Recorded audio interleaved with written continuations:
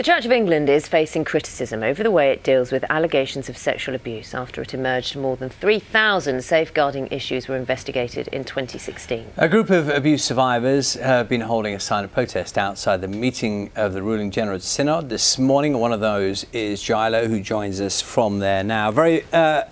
A very big thank you to you for joining us this morning, Gilo. Just give me a sense, if you would, of why this is such an important occasion for yourself and others like you. I think what's important about today is that survivors have been gathering with Synod and really making a strong connection and forging an alliance, if you like, with Synod members in order to drive through change.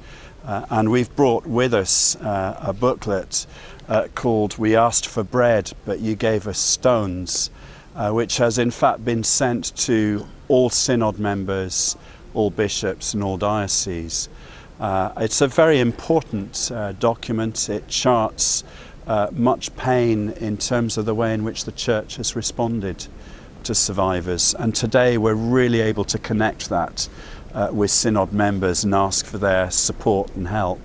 And we're able to support them as they drive through change in the Church. Yeah, so clearly hugely important as to what happens now and how that's achieved, and that cooperation you're talking about. Just go back a little bit in the story for us, if you would. Sure. And there have been many criticisms of the way the Church has tried to handle, if at all, even if they've recognised those people who've made allegations in the past, like yourself. I wonder if you could tell us a little bit about how you were treated by the Church and others too, about how they've been treated.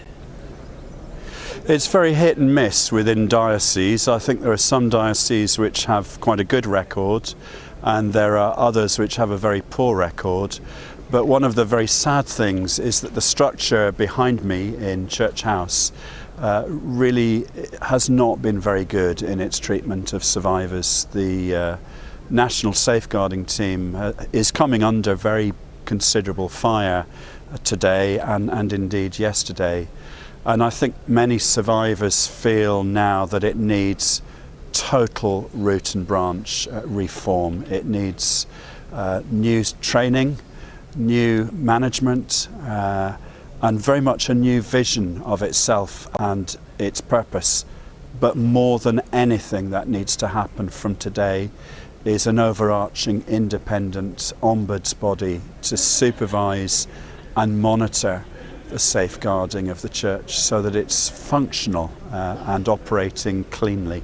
Gilo, one of the things I think is probably it has in common with other areas of life where there have been abuses is often people say, those people who make accusations who have been the victims, they say that how they're treated subsequently can almost feel like they're being abused again, that it can compound what is already a terrible situation. Is that something that you understand?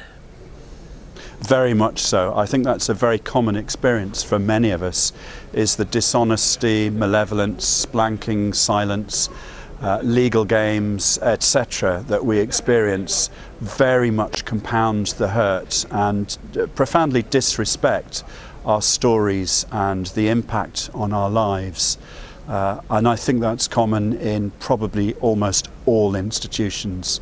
And I think survivors would say that the Church, and the churches generally, need to be leaders. They need to lead the way. They've got gospel imperative core principles that ought to be at the heart of really setting a profoundly good example in this, and they're failing. Gilo, very much appreciate your time this morning. Thank you very much. That's Gilo speaking to us from Church House in Westminster, who is an abuse survivor.